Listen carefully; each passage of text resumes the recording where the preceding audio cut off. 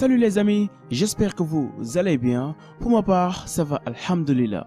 Les traites négrières, également appelées traites nègres ou traites des noirs, étaient des commerces d'esclavage dont ont été victimes par millions les populations de l'Afrique de l'Ouest, de l'Afrique centrale et l'Afrique australe durant plusieurs siècles. L'esclave était privé de sa liberté, devenait la propriété exploitable et négociable comme un bien matériel d'une autre personne. Et aujourd'hui les amis, je vais vous faire le top 6 des pays qui sont devenus extrêmement riches grâce à l'esclavage des Noirs. Alors, vous êtes prêts? Allez, let's go! Les États-Unis d'Amérique. De nombreuses entreprises de Wall Street telles que JP Morgan Chase, New York Life et la désormais défunte Lehman Brothers firent fortune en investissant dans le commerce des esclaves, activité économique la plus rentable des 350 ans d'histoire de New York. L'esclavage fut si important pour la ville que New York fut l'une des municipalités urbaines les plus pro-esclavage du Nord. Selon la magazine Harper's, en novembre 2000, les États-Unis ont volé un montant estimé à 100 000 milliards de dollars pour 222 505 049 heures de travail forcé entre 1619 et 1865 avec un intérêt composé de 6%. L'Angleterre.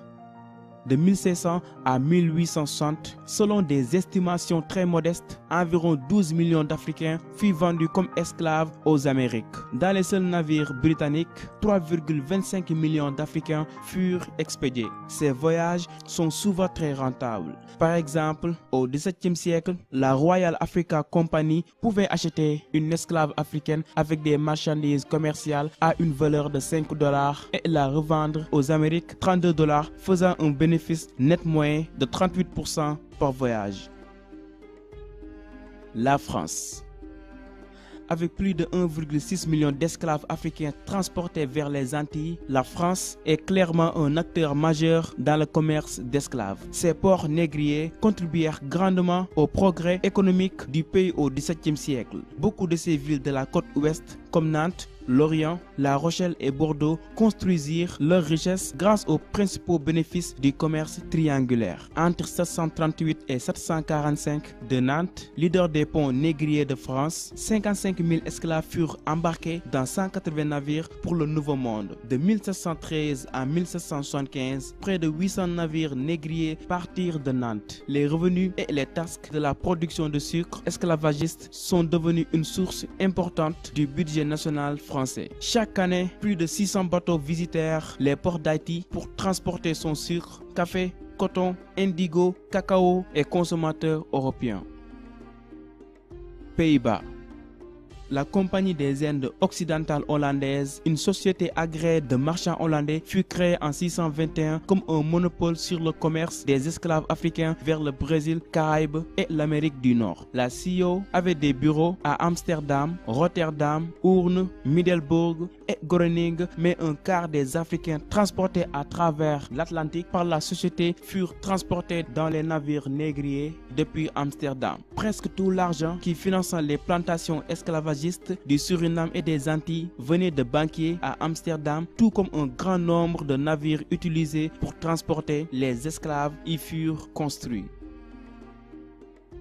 Le Portugal.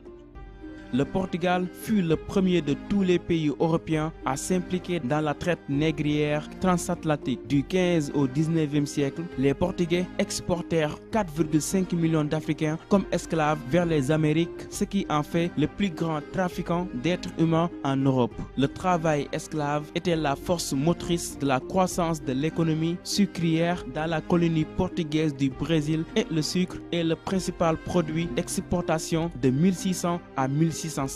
Des gisements d'or et de diamants furent découverts au Brésil en 1690, ce qui suscita une augmentation de l'importation d'esclaves d'Afrique pour alimenter ce nouveau marché rentable. L'Espagne.